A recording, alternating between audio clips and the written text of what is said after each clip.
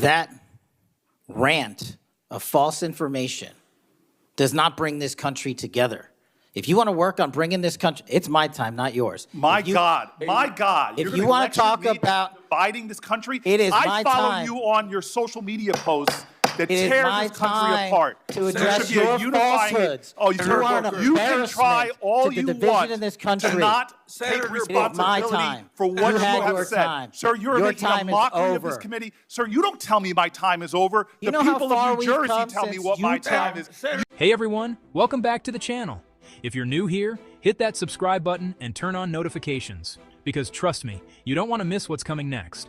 Today, we're breaking down one of the most heated exchanges on Capitol Hill we've seen in months, between Senator Cory Booker and FBI Director Kash Patel.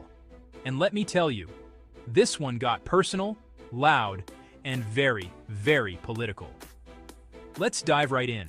So this hearing was supposed to be a standard Senate oversight meeting, right? A chance for lawmakers to question Kash Patel, the newly appointed FBI director under the Trump administration, about his decisions at the Bureau. But instead, it turned into an absolute showdown. Mr. Patel, I want to start off where we left off last time. I asked you whether you had any knowledge or discussions about removing FBI officials and installing political personnel before you were confirmed to that position. And I wonder, did you then understand or have conversations with the White House about the intentions to do so? Before I was confirmed? Yes, sir. Did I have discussions with the White House to remove FBI personnel? Yes. No. So you're saying that you had no discussions with the White House before you were in the position about the removal of any personnel from the agency? As I was preparing for my confirmation hearing, I had numerous discussions involving the type of people that would be employed, and that those that were failing to meet the mark at the FBI would no longer be employed if I were confirmed. And I'm assuming that mark had to do with loyalty to the Trump administration. No, you're wrong. Okay. I'd like to revisit another subject from that hearing. Booker moved to the Mar-a-Lago documents case. He tried to corner Patel into confirming whether he told a grand jury that President Trump had declassified certain documents. Patel's response? The transcript is the best evidence. Classic lawyer move. He knows exactly how grand jury secrecy works. He can't reveal classified or sealed material. And Booker knows that too. But Booker presses him again and again, insisting that Patel can legally talk about it. But Patel doesn't budge. Did you testify, you did testify before the grand jury that President Trump had declassified the documents at issue in the Mar-a-Lago classified documents case. Is that correct? I don't have the grand jury transcript. That's why I released it. Whatever it says is the best evidence. You know, that's what you said to Senator Whitehouse, that your grand jury testimony was publicly released. It has not been. In fact, in July, a court denied a news outlet's bid to get that transcript. But the court said quite clearly that you are free to discuss your grand jury testimony. So I ask you again, did you testify before the grand jury that President Trump declassified the documents at issue in the Mar-a-Lago classified document case? And that is why I took your invitation to work with the department and the court to have that transcript released. And the transcript is the best evidence of what I said then. So you're saying right now this committee can have access to what you said before the grand jury? To whatever was released. Under my understanding, Senator, that the Department of Justice You and I both understand the law. Let me finish. I understand under Rule 6 of the Federal Rules of Procedure, a grand jury witness, in this case you, is not barred from sharing their grand jury testimony. This is an oversight hearing. This is germane to your integrity and credibility. You know right now whether or not you testified that President Trump declassified the documents at issue in the Mar-a-Lago classified documents case. Why are you refusing to answer that simple yes or no question right now? Because the premise of your question is inaccurate, and there is no premise to my question, but trying to get to an order of what is truth or not. How do you How do you know what was asked in the grand jury if you weren't there? Mr. Patel, this is a mockery you're making of this hearing and simple questions. It's a simple question. If you have Mr. a transcript, Patel, during you can your read the question, nomination but you don't have it. You promised that, quote, all FBI employees will be protected against political retribution. When I asked you, are you aware of any plans or discussions to punish in any way, including termination, FBI agents or personnel associated with the Trump administration, you explicitly said under oath that you were not aware of any plans to punish FBI agents associated with criminal investigations of Donald Trump. I don't believe you were truthful. Firing FBI employees based solely on the cases that they are investigating, their case assignments, is illegal, and you know that. A new lawsuit that's been discussed numerous times, filed by 3 FBI officials, alleges that you carried out Donald Trump's campaign of retribution, in quotes, against FBI employees for, quote, failure to demonstrate sufficient political loyalty. One of those plaintiffs has been discussed today, Brian Driscoll. Now, we know 20 years of distinguished service to the FBI before you terminated him. Special agent in charge of FBI's Newark field office, where he operated with distinction. Medal of Valor winner, Shield of Bravery awards. He's a patriot. You terminated Driscoll via a letter dated October 8th, 2025, and in that letter you said that you were firing him pursuant to Article 2 of the Constitution. Well, you're not the President of the United States, and so I'm wondering under what authority you were allowed to terminate him. That matter is under litigation, and I'm not able to discuss it. Okay, well, discuss this. Did you have discussions with Stephen Miller about firing this particular person or about his continuance in the FBI? Not that I recall. How often do you speak to Stephen Miller? Frequently on our Homeland Security task forces. You frequently talk with Stephen Miller about subjects other than Homeland Security task force issues, correct? I frequently talk to Mr. Miller about Homeland Security task forces. Has Stephen Miller ever given you his opinions on how to run your agency? Mr. Miller's interagency operations are invaluable to success of the FBI. That's what we talk about. So you frequently discuss your job and your responsibilities with Stephen Miller and Pam Bondi, I imagine, as well. Absolutely. She's the Attorney General. Understood. Okay. Donald Trump promised to make us all safer. You have pushed out senior FBI agents with decades of knowledge and experience. In fact, this is the first time in FBI history that neither the director nor the deputy director have any experience with the FBI.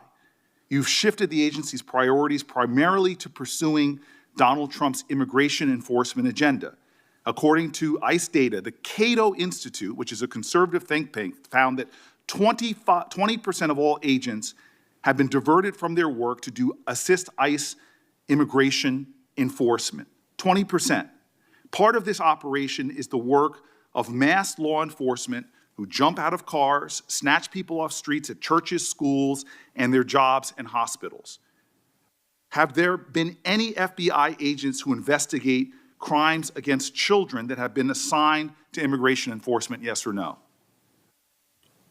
The premise of what you say is entirely false. Have there been any FBI agents who investigate foreign domestic terrorism? You don't get to say America is not safer under this leadership. I am not saying America that. is safer because of the work of the FBI. You're making a presumption of premise. 4,700 children. Sir, we have seized 6,000 weapons and 23,000 violent felons have been arrested. That FBI agents who investigate human trafficking have been reassigned to immigration enforcement. You are not denying that FBI agents who are on the task force that fight against Russian oligarchs have not been reassigned. Public Correction Squad reassigned. People who defend children reassigned.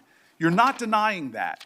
I've seen you time and time again attack my colleagues' premises of questions as a way to not answer the question. So let me end with this. I believe you have made our country weaker and less safe. I believe that we are more vulnerable to a major event, and I pray to God it doesn't happen. You've gutted the Bureau of Institutional Knowledge and Expertise. You fired or pushed out seasoned FBI officials, many with more than 20 years of experience, and were working on cases that were critical. You've been purging thousands of serious law enforcement officials who spent their careers keeping us safe, only to lower hiring standards in order to find anyone to replace them. And shockingly, you admitted in this hearing to Senator Coons that it would take 14 years to fill the vacancies at your agency. Many are the result of your purge.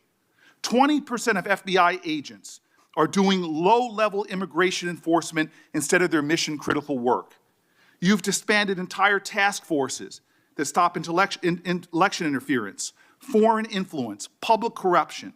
And who benefits from this? Well, corrupt people benefit from it. Criminals benefit from it. Vladimir Putin benefits from it. And it really makes me wonder who you're looking out for. It makes me think we can't trust you as a nation. You swear to release the Epstein files, but now you're withholding the Epstein files. You claim that you have a suspect in a serious assassination. Whoops, then you don't have a suspect.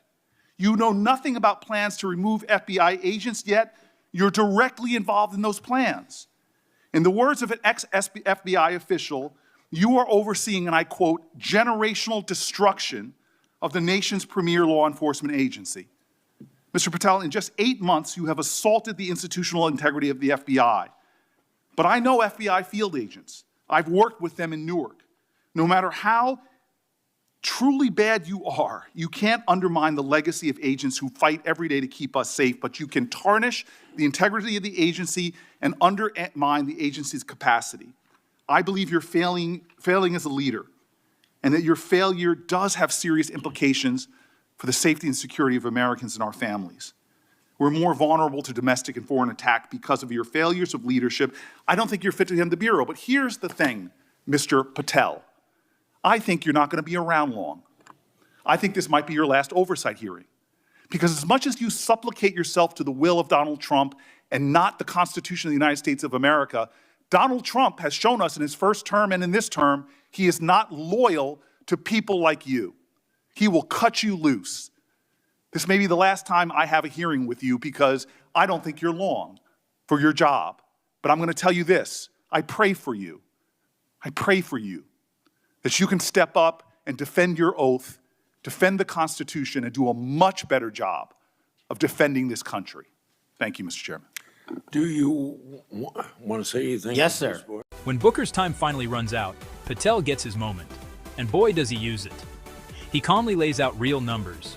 He says, the FBI under his leadership has arrested 23,000 violent felons, double last year, seized 6,000 weapons, caught 1,500 child predators and 300 human traffickers, rescued 4,700 children, taken 1,600 kilograms of fentanyl off the streets, enough to kill a third of the U.S. population. And then Patel asks the question that hangs in the air. How is that a failure of leadership? That rant of false information does not bring this country together. If you want to work on bringing this country, it's my time, not yours. My God. If you want to talk about dividing this country, it is my I follow time. you on your social media posts that It is tear my this country time apart. to address There should be a your unifying- falsehoods. Oh, You are an you can try embarrassment all to the you division want in this country. to not Senator, take it is my responsibility time. for what You you had have your said. time. Sir, you're Your making a time is mockery of this over. committee. Sir, you don't tell me my time is over. You The know how people far of New we've Jersey come tell me since what my you time tell- is. Senator- You can't lecture me. You can tell me Sir, my you time's have- over? You may be the charge of the I'm FBI, not going anywhere. but I am not afraid of you, sir. Mr. Chairman, Not afraid of you. Mr. Chairman, point of order. Senator Booker, I announced at the beginning of this meeting that this back and forth, talking over each other, doesn't work. And I said if that happened, I asked Patel not to respond, and I was going to give him some time after the senator's time was up to respond. And he has the privilege to do that uninterrupted. Mr. So Chairman, one point of go order. ahead, Mr. I've Patel. watched him talk over us, and you've never once criticized him for us not even being able to get our questions out. Well, He has been rude and disrespectful to senator after senator. And when the senators were not giving him a chance to answer, I didn't stop the senator either. Go ahead, Senator. Thank you, Mr. Chairman. If the FBI, under my 7-month leadership, were failing this administration in this country, why do we have 23,000 violent felons arrested this year alone? A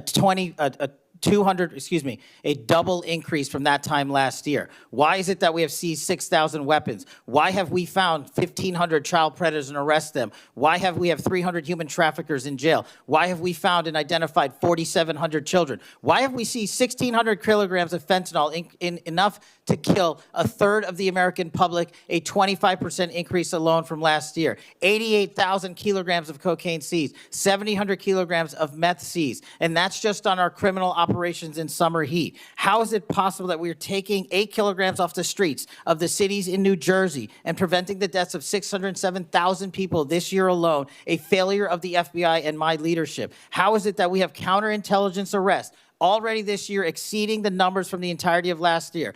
33% increase in PRC, 83% in Russia, 60% in the CI space as it relates to Iran.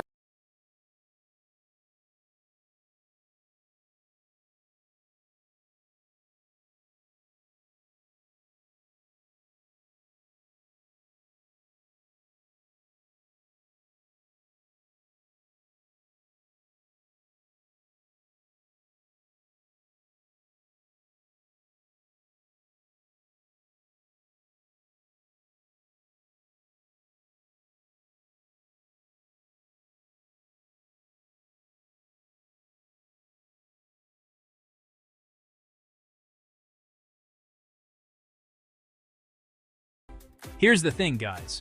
Whatever your politics, you can't deny that Kash Patel handled himself like a professional under fire. Senator Booker? Not so much. His questioning wasn't about finding truth. It was about building a narrative. He tried to paint Patel as a corrupt Trump loyalist, but every accusation bounced right off. Patel came prepared with receipts, and Booker came with sound bites. And that's the problem with Washington today. Too many politicians care more about going viral than about getting answers. Whether you like Kash Patel or not, you have to respect the fact that he's focused on results, and those results speak for themselves. So here's my takeaway. Booker wanted a headline. Patel gave him a lesson in composure. And once again, we see how politics, not policy, is what drives these hearings. But I'll let you decide. Who came out looking more credible today? Drop your thoughts in the comments below. And if you found this breakdown helpful, hit like, subscribe, and share this video so more people can see what really went down in that Senate room. I'll see you in the next one. Stay sharp, stay informed, and don't believe the noise.